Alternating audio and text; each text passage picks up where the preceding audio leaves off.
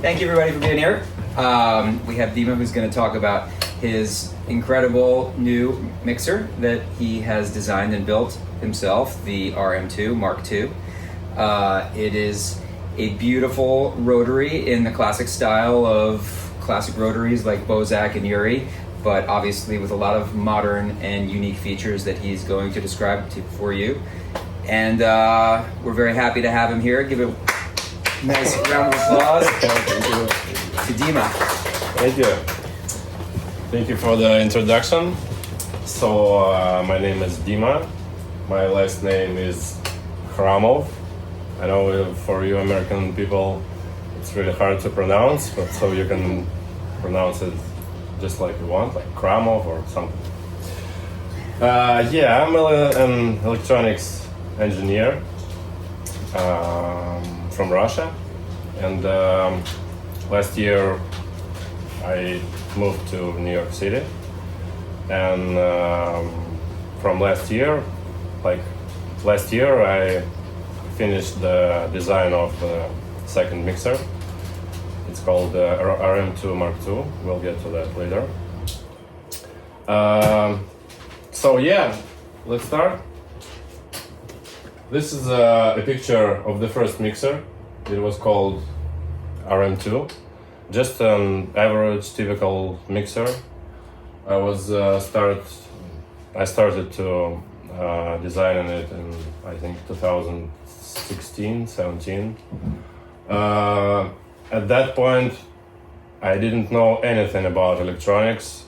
I didn't even know what's the real difference between direct current and alternating current. So it was like something for me, it just, I don't know. Back at that time, I was DJing, and so I had a new Mark mixer, just like average cheap thing for I think for $150. I bought it new at the store, and so one day I just opened the enclosure and started to look at what's inside, how does it work. So yeah, from that day I think Khramov audio began, and it took me I think 2-3 years to design and finish the RM2 Mark I. This is my first customer, so this is the first production model, and as you can see, he really likes it. Yeah, this mixer is already like it's still in mint condition. Everything works. So like when people ask me what's the warranty and how will you manage to repair if I will buy from you, I just say that the warranty for Mark II is a year and a half, but I don't know what to do. Like, of course I will fix something if it will break. Yeah, but still nothing really broke. So a good, I think that's a good thing. Okay, next, yeah, this is RM2, one of them. So as you can see, it's a typical rotary mixer. What's so funny? A cat, yeah, okay. A typical rotary mixer, 2-channel, like master isolator with low, mid, highs, 2 channels, low and high equalizer on each channel, separate Q headphones, and on the right side it's your output controls. Right picture is inside of the mixer. It was a modular design, so because I was really like a rookie at the in the electronics, I decided that I will go with separate boards, so I can change them and improve them, and it will not affect the whole mixer. So I can like one by one. Yeah, and because of that, it was, as you can see, a lot of wiring. which is not so good. So yeah, it was the Mark I, my first mixer. Nothing special. It's like the sound was really great, and the quality was also top notch because it's my goal. Yeah. Also, I made a collaboration with a Russian label called Gostzvuk. I don't know if you guys know them, but I think it's the most famous Russian electronic music label now. So as you can see, it's something at this point I started to try something different, and because I really love metal and all the texture and the colors and everything which is metal, we decided to.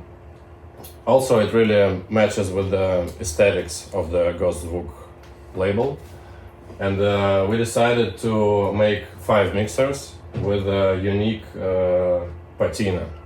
So this is a steel enclosure.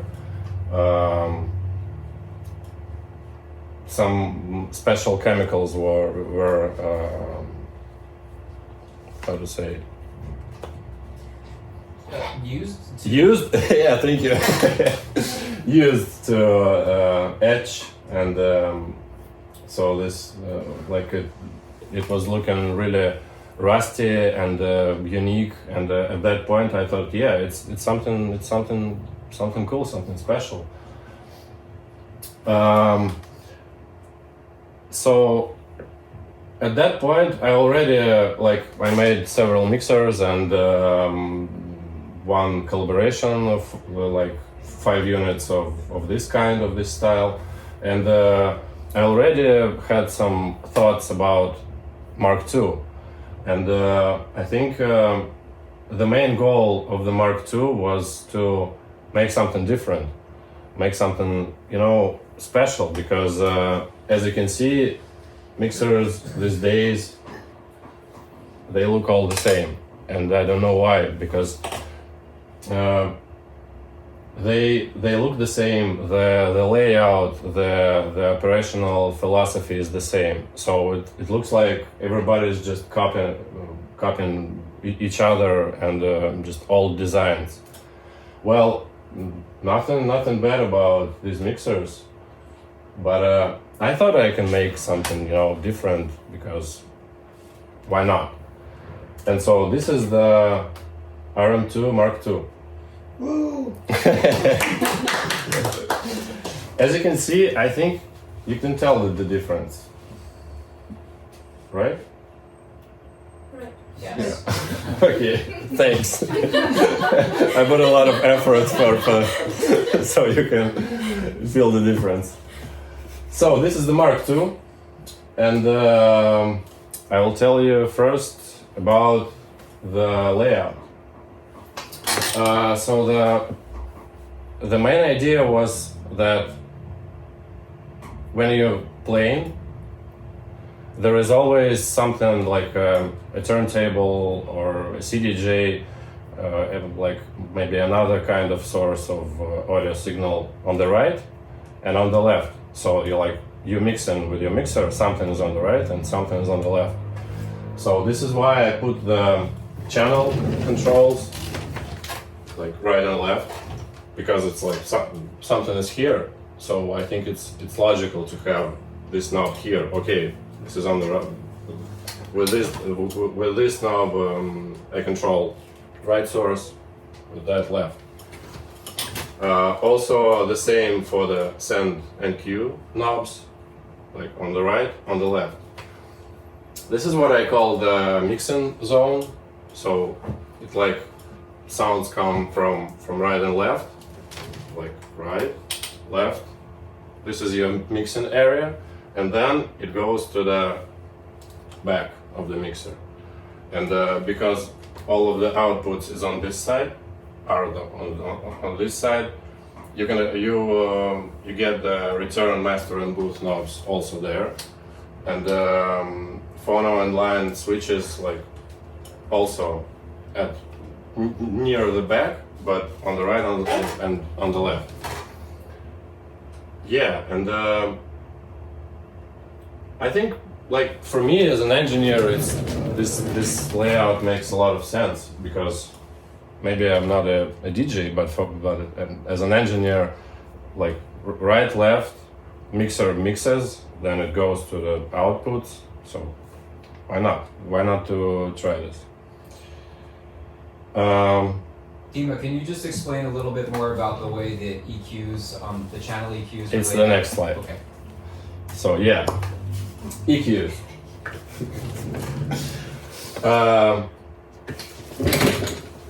So these are, like, on each channel there is a 4-way isolator, but it's not your typical layout. Like on every mixer there is like low, mid and highs, they go up, they go vertical, and on my mixer they are horizontal. So like for channel 1, this is the low, mid, high and high. This is the same for the channel 2.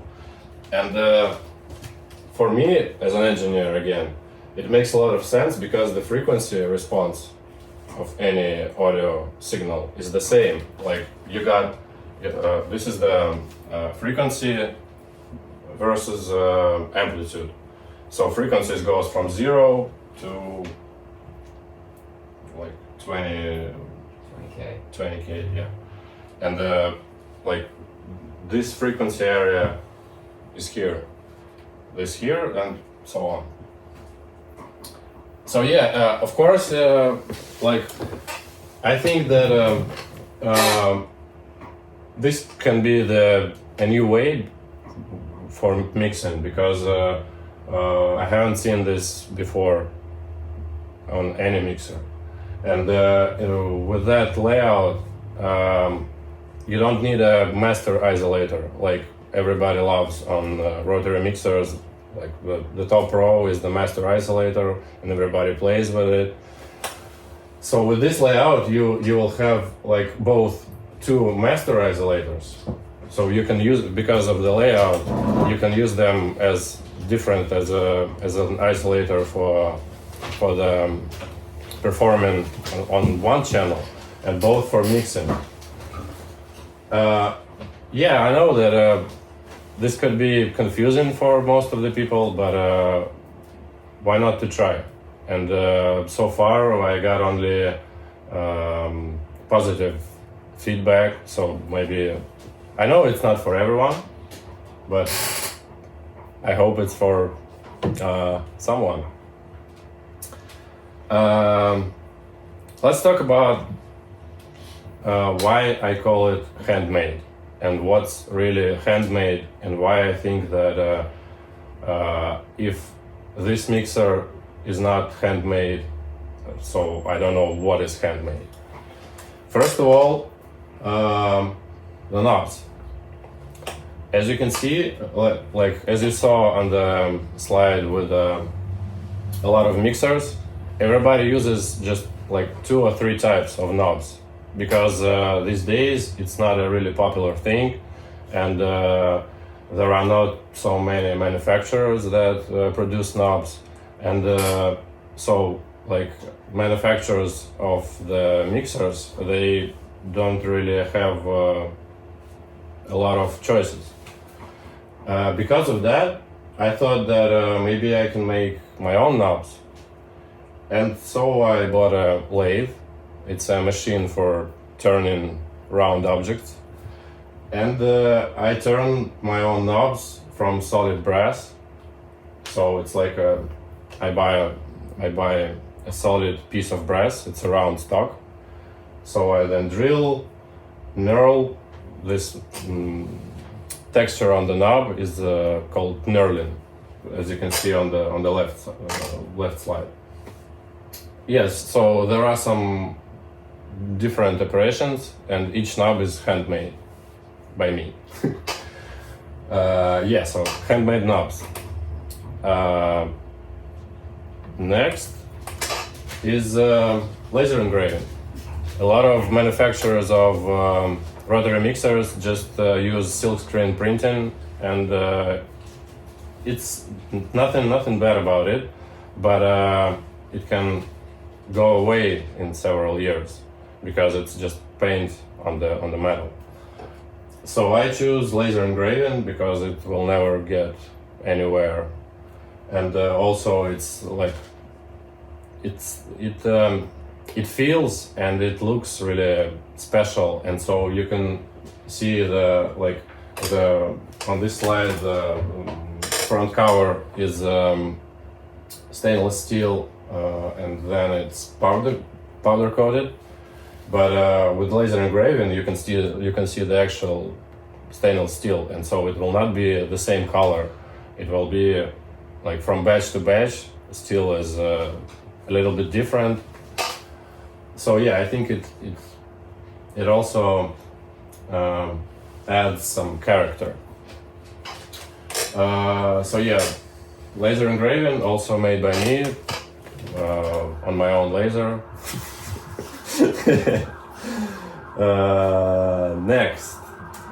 Next is front and back plates. From that time that we made a collaboration with Ghost-Zvuk, I thought that it's something like patina. I really like it, and how can I implement it to the Mark II? So it will not be all patina and look just rusty, but with some character. So front and back plates, as you can see on the left side, left slide, they come just solid brass, nothing on it, and then I sand every piece, and then I try different chemicals like. Sometimes I use acid vapor, sometimes I use some other chemicals. And so it's becoming like antique style, antique looking. And the coolest thing about it that it will never be the same. So each mixer will be different because of the patterns, because you cannot replicate them. So yeah, on the right side slide, it's how it will come to you. Next, VU meters. So when you buy VU meters, not in large production quantities, you'll receive them like this, with just regular scales and really not pleasant looking backlight. So I disassemble each VU meter, change the backlight to warm white glowing, and put my own scales in it. So this is also really handmade, not just buy it and put it piece inside. Next slide is what is like. Yeah. If you remember the first mixer, the Mark I, it was a lot of wiring, a lot of it was just a mess. But Mark II is how many? Six? I see 6, 8 wires. So it's I think it's the proper layout and proper structure of the electronics product, because it's a motherboard to which the several boards are inserted. And so because of that, the signal path is really short, and everything is really aligned, and it just look cool, I think, right? Yeah, top-notch components from Germany, United States, Japan, everything, like you can open it and there is nothing to complain about. Next is also what is like, it was just boards. Then there is I call it a mid plate. So there is another board on top, to which every potentiometer pot, the actual thing that you turn, is attached. And so it's after that there is a faceplate, so it's like double layering, and because of that, it's double shielded. It's shielded from like 2 layers on the bottom, 2 layers on top. So it's really like the distortion and noise performance is top notch. Also, it really adds the structural rigidity and toughness of the mixer, because you know it feels solid. Yeah.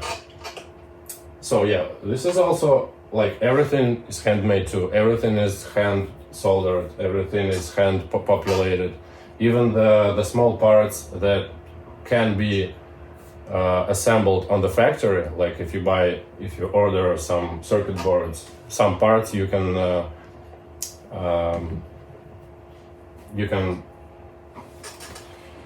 sorry some parts could be assembled at the factory, but I assemble all the parts by myself, and even like really tiny ones, and I do it with a microscope because they're so tiny.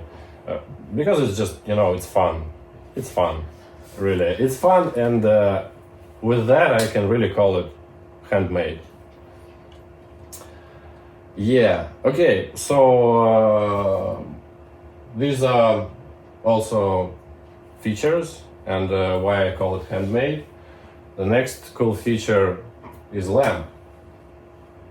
I don't know why, but most of the times when you play something at a nightclub, usually it's really dark. And if the nightclub doesn't have any lights, so you will see nothing, especially on the rotary mixer, because like there is nothing to glow, there are no LEDs, nothing. Because of that, I decided to attach a lamp. So there is a dedicated connector on the back, and the lamp is included in the with the mixer. So if it's dark, you just put it from the case, attach it, voila. I think it's nice. It's cool.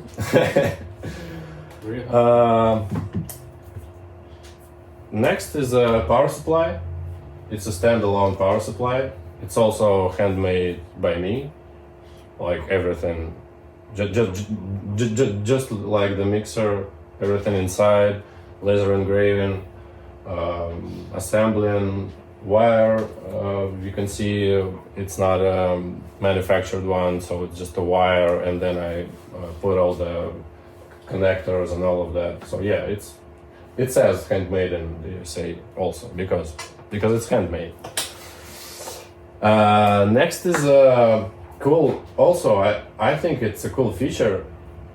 It's called size. So as you can see on this photo, on these two photos, this is the Vara instruments from Switzerland. Next to it is a Japanese ELF recording. This tiny thing is Mark II, and the last one is the new Euphonia from Pioneer. They call it Alpha Theta now. So as you can see, it's really tiny. Also, like it's really short, it's really thin, and so it's really portable. But it doesn't lack features. Like none of these mixers, even they're 4-channel, but none of them got the 4-way isolator on each channel, and so I don't. There is no like mixer. There is no other mixer that got a 4-way isolator on each channel. So I think it's a cool feature too. So yeah, I think these are all the features and why it's handmade.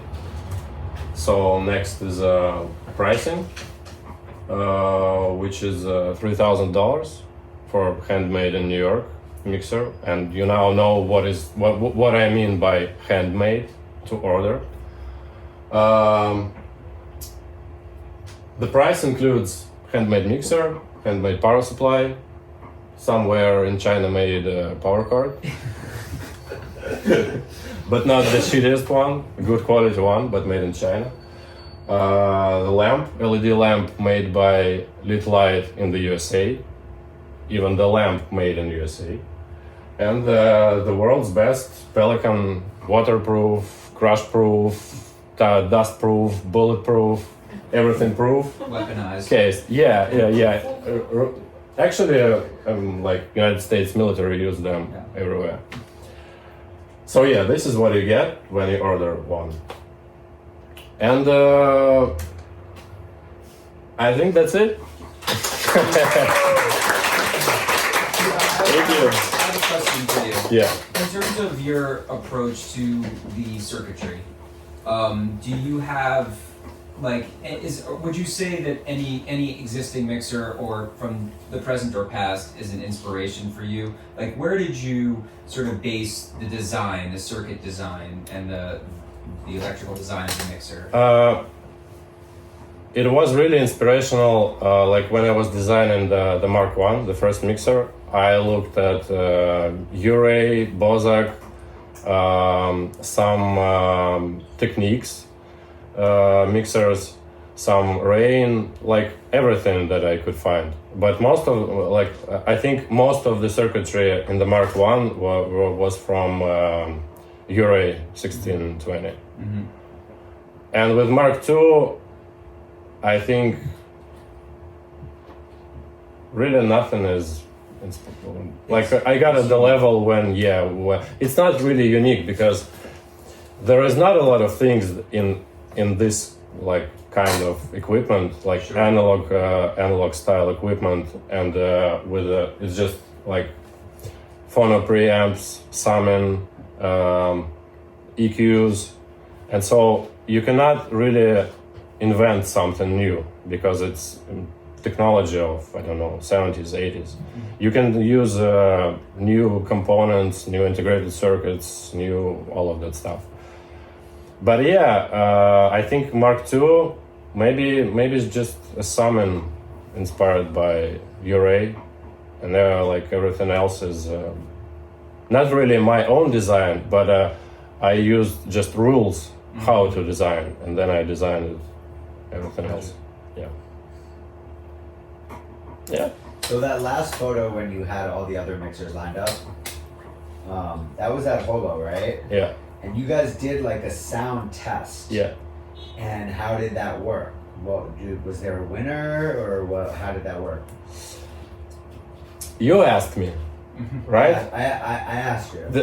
This is not that. I'm just curious. I'm just Okay, so people there were I don't know, like 10, 15 people. A sound engineer from Holo, and as you can see on the photo on the iPad, it's some kind of device for instant switching. So there was one source of sound, and then he can switch on the go between the different mixers and one output. So they really don't like the Varia because they say that the sound is surgical. So it's some kind of people, likes like the straight surgical, but it's it's like cars. Everybody likes different things. So their second choice. They didn't like the Varia. They really like the new Euphonia, and everybody likes IRS from Japan. But when they start to listen to Mark II, it was like quote of the sound engineer of Holo. Looks like there is something missing when we play music through Alpha or Euphonia, and like some sub harmonics. So they really like. I think I won. You won. Yeah. So what you're saying is some of the best sound engineers in New York City Oh, they are. determined that your mixer sounded better and some of the Man, most famous you asked. and widely known Yeah. rotaries on the market today. Yeah, they said that like after an hour playing both CDJs and vinyl, they said that man, we love the ARS so much, and now what? Like we need your mixer. Cool. Yeah, Yeah. I was surprised too, really. When they invited me for this session, I thought that okay, it will not be the worst, but of course maybe someone like also sound preferences is really subjective. But at that place with that sound system, because mixers and another equipment, you can feel the difference only on the large sound systems. Yeah. And so it was really like I can hear the difference. Yeah. And so for you guys, just so I don't know if you got how aware you are, but Holo has a Danley system in it, which was installed by Nectarios, who runs Resolute as well. And this is a guy who has been in high-end club audio for more than 20 years. So the system there is a very good place to test something like this. I didn't know anything of that. Yeah. So there is a guy, Matt, Yeah. there. Matt Foley, right? He just wrote me an email and said that, hi, I saw your Instagram ad. So you're making mixers here in New York, right? You want to come to Holo? I said, okay. Some Matt invited me to some Holo. I don't know nothing about both of them. But Holo, the system in Holo is like very, very carefully installed and tuned, for sure. So yeah, it was fun. We are thinking about another round with more mixers and make it public. Yes. You should. Heavyweight, I know. Out. Yeah. Does anybody have any other questions for Dima? Yeah, what about the plans do some like a 4-channel mixer? Yeah, I'm working on that. You're working on Yeah. it. Okay, awesome. And it will be same structure? It will be something else. Okay. Because again, there are so many mixers these days, and I am the person who thinks that why just to like. It's not about money for me. It's to making something cool, something different. Maybe I don't know, something that people will have fun playing with it. So like a couple of months ago I started to design the 4-channel, so it will be like the same, just two more channels. But then I think 1 month ago, maybe less, I got an inspiration in my mind. So yeah, I will not tell you anything about it. Because with this mixer, when I started to design it, I also got several friends in Russia who are DJs, and they were asking me about what it will be like, what's the Mark II, and I kept it in secret, anything, because I didn't know. Like if I started to talking to people about the layout, I think there could be a lot of feedback that like, why? Are you crazy? Yeah, are you crazy? And this could, I think, affect me, and so I think I got my own vision, and so I just follow it. Yeah, I mean, I think that having something that's different forces you to approach it in a different way, which can lead to kind of creativity and maybe, taking you out of the box. Anything that takes you out of your normal comfort zone can actually be a good thing. But in this case, I think it actually makes a lot of sense visually. If you're a visual person, if you're a DJ who's a visual person, and you think about like EQ and frequencies in these ways, I think it makes a ton of sense, the way that it's laid out. Thank you. It was my goal. Yeah. So, Cool. So should we, well, first of all, thank you so much. Thank you. and I think we'd like to give everybody a chance to play with the mixer a little bit. So we're just going to play some music over here, and feel free to come over and interact. Thank you, Dima. Thank you for having me.